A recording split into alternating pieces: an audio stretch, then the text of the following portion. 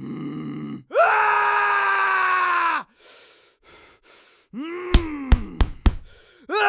If you have ADHD, your bank account has probably told you a story you didn't want to hear. Late fees you knew about but paid anyway. Subscriptions you forgot about. A big purchase that felt urgent at 11 p.m. and pointless the next morning. And if you've tried to explain this to someone without ADHD, you've probably heard the same advice. Just make a budget. Like the problem was that you didn't know enough. But that was never the problem. So let's talk about why ADHD and being broke go together so often. The reasons are more interesting and more fixable than you're just bad with money. First, impulsivity. This isn't a personality flaw. It's how the ADHD brain is wired. Most people get a small pause between "I want this" and "I bought this." That pause is where budgets live. For a lot of ADHD brains, that pause is much smaller, especially when something feels exciting. Buying something new gives your brain a quick hit of feel-good chemicals.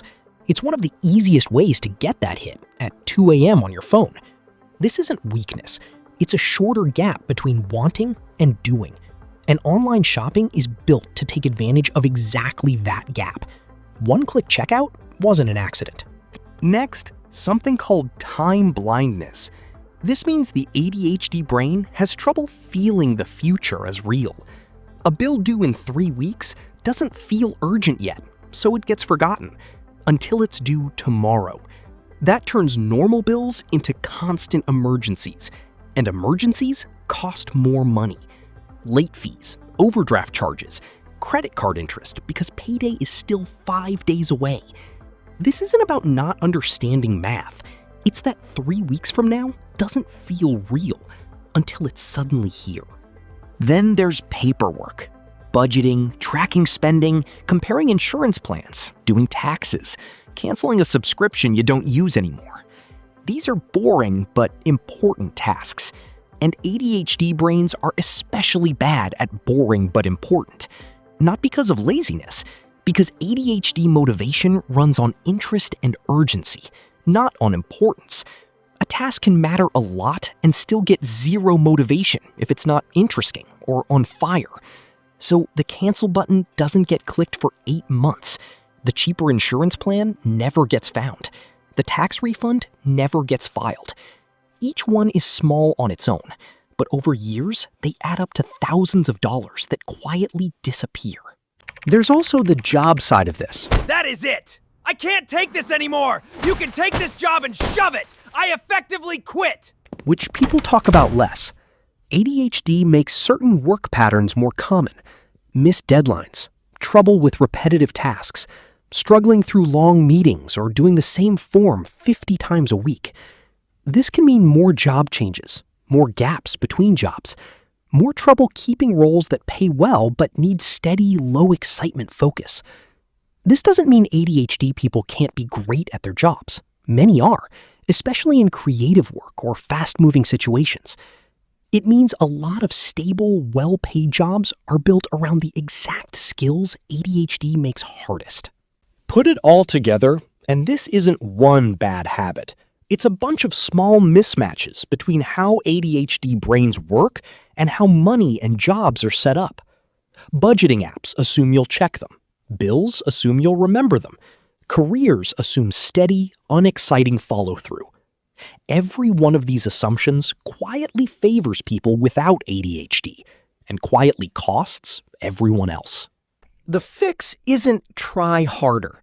Trying harder was never the missing piece. What actually helps is working with your brain instead of against it. Automate anything you can so nothing depends on remembering. Use reminders you can see and touch, not ones buried in an app. Make boring tasks less boring by pairing them with something fun, music, a timer, a small reward. And most importantly, stop treating this as a character flaw. Shame doesn't fix executive function. It just adds another reason to avoid the thing you were already avoiding. If any of this sounds familiar, this isn't a diagnosis, and it isn't an excuse. It's just a pattern worth understanding instead of quietly beating yourself up over. because that's really the whole point here. Being broke with ADHD isn't a moral failing, and it isn't proof that you're irresponsible or careless. It's what happens when a brain that's wired for urgency and interest gets dropped into a world that runs on patience and repetition. The money stuff, the late fees, the forgotten bills, the impulse buys, those are symptoms. They're not the real problem, and they're definitely not a reflection of your worth. The good news is that once you understand it this way, you stop fighting yourself over it. You're not lazy. You're not bad with money.